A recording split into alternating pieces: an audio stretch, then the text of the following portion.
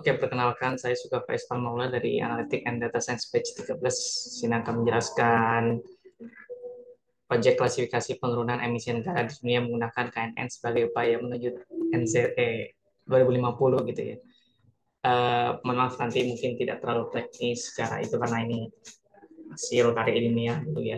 Beneran nulis berdasarkan referensi ilmiah dan metodenya KNN gitu. Nah, singkatnya kita perlu untuk change behavior gitu karena isu climate ini sangat penting gitu ya. Nah, diantaranya target di dunia itu 2050 NZE gitu ya. Dan negara-negara maju pede dengan hal itu. Nah, di Indonesia sih paling lambat 2060 diksinya seperti itu ya.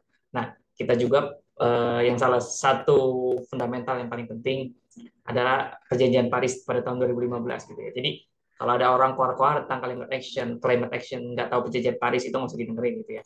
Karena itu fundamental banget di dalam perjanjian Paris. Oke, selanjutnya dari perjanjian Paris itu ada yang pernah dengar 1,5 derajat praindustri gitu ya. Jadi kita tuh kenaikan rata-rata suhu bumi tidak boleh 1,5 derajat di atas praindustri. Kapan praindustri ya? Tahun 1900 pas gitu ya. Tahun 1900 itu praindustri sebelum ada mesin uap. Sebelumnya gitu ya, terus setelahnya ada. Nah, bukan mesin uap ya.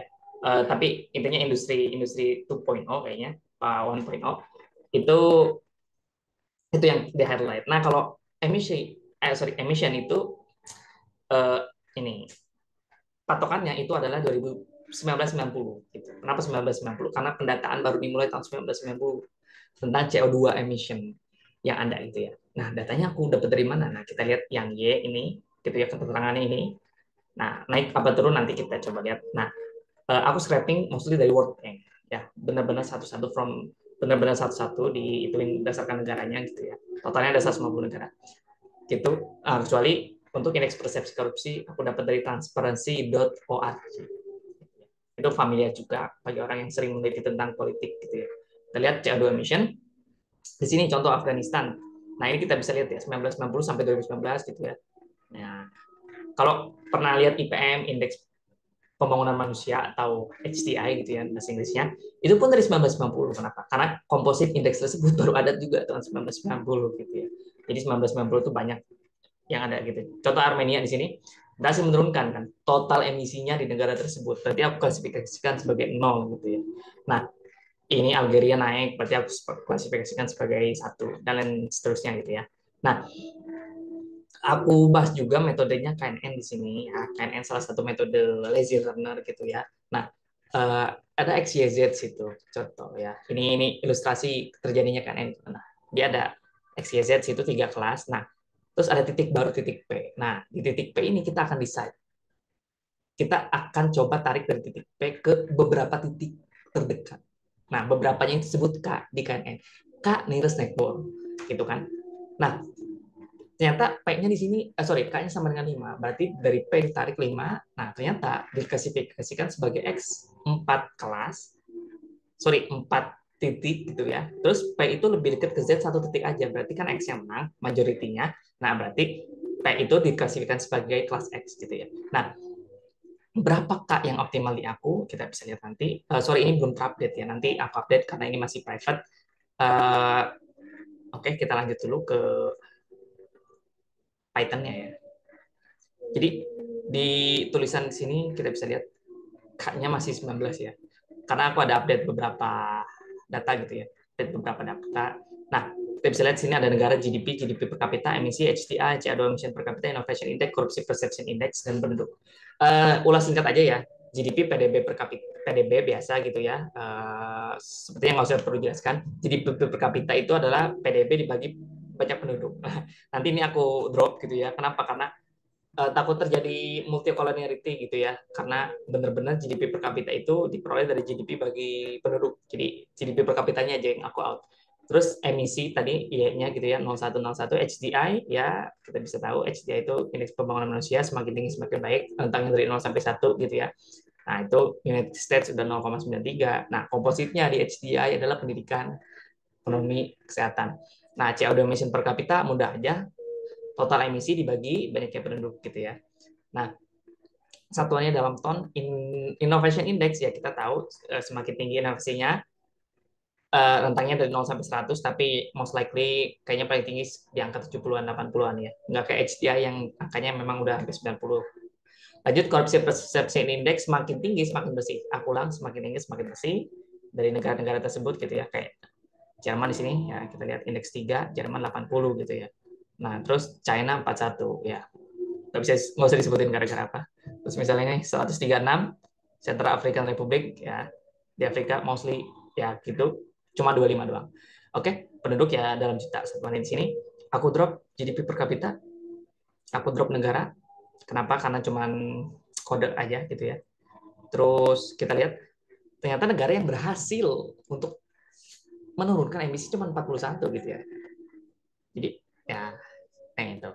Yang menurunkan, yang berhasil menurunkan aku kode 0 kan. Gitu. Cuman 41 gitu ya. Kita lanjut. Nah, ini aku tes 80-20 gitu ya. Terus kita bisa visualisasikan. Nah, ini ceritanya looping dari 1 sampai 30, aku coba masing-masing gitu ya, terbaik berapa. Terus nanti kita visualisasiin gitu. Nah, dapat sini K-nya 15 dengan test score-nya 82%, dan itu cukup bagus juga ya. Kita coba visualisasikan di sini ya. Nah, ini buktinya 15. Nah, di sini masih 19 karena belum aku update datanya ya. Nanti aku coba update. Nah, terus kita dapat ya confusion matrixnya kita bisa dapat, dan di sini sekalian dulu ya ke sini.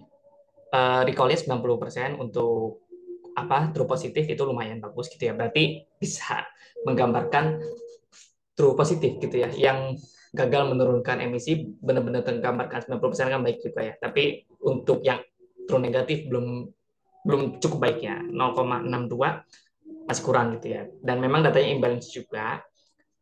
Cukup sulit berarti agak menentukan indikator variabel yang mengatakan bahwasanya dia itu turun beneran gitu ya.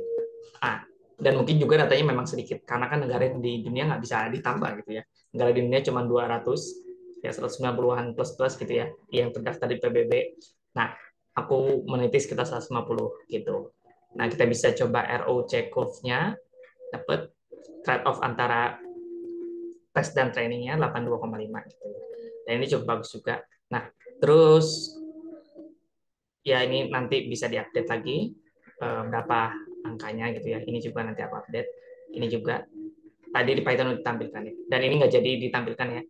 Jadi ceritanya Gambia, Mauritius sama Albania masukin angkanya dalam ini ya. Terus kita predik gitu ya. Nah, tapi nggak jadi. Nggak apa-apa.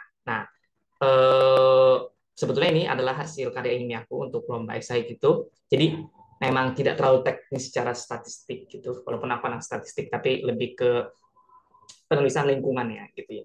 Nah, bisa dibaca di sini permasalahan pengurangan emisi itu menjadi masalah utama di dunia dan ternyata umum di banyak negara gitu ya. Nggak kayak kita misalnya sering caci maki negara sendiri, emang Indonesia dan lain sebagainya. Ternyata di negara lain juga begitu. Bahkan di US pun, US itu tidak berhasil menurunkan emisi gitu. Padahal inovasi indeksnya tinggi juga gitu. Kenapa? Ya, nih, cukup turun, tapi ya belum terlalu berhasil turun gitu kan. Nah, oke. Okay. Lanjut lagi ke ini mediumnya. Uh, terus di Paris Agreement sendiri punya NDC namanya, National Distribute National Determinant Contribution gitu. Jadi setiap negara itu akan menentukan NDC-nya sendiri gitu. Kita bisa lihat sini.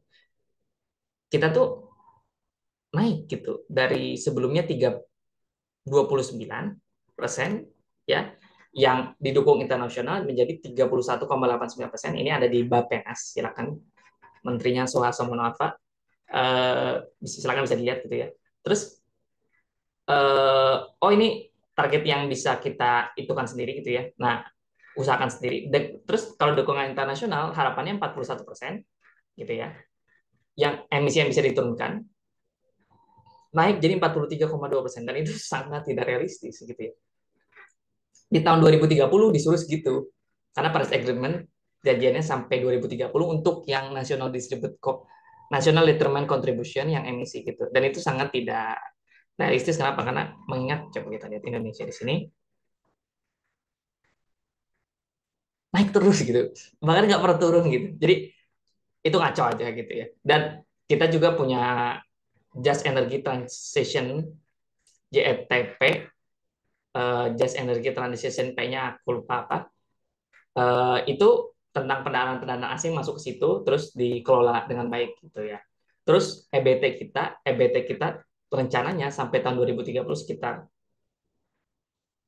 30-an persen, 35% gitu. Sekarang 2025 yang targetnya itu 27%. Di tahun 2023 itu baru sekitar 23% gitu.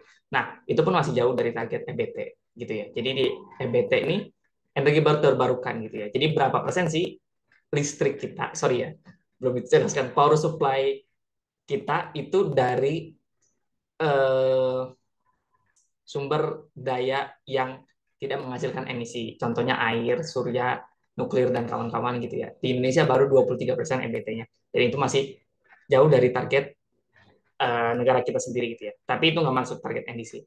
Pada intinya, negara-negara yang sudah paripurna gitu ya dalam hal inovasi dan lain sebagainya itu bisa untuk mendanai negara-negara berkembang kayak kita untuk mendorong emisi. Kenapa?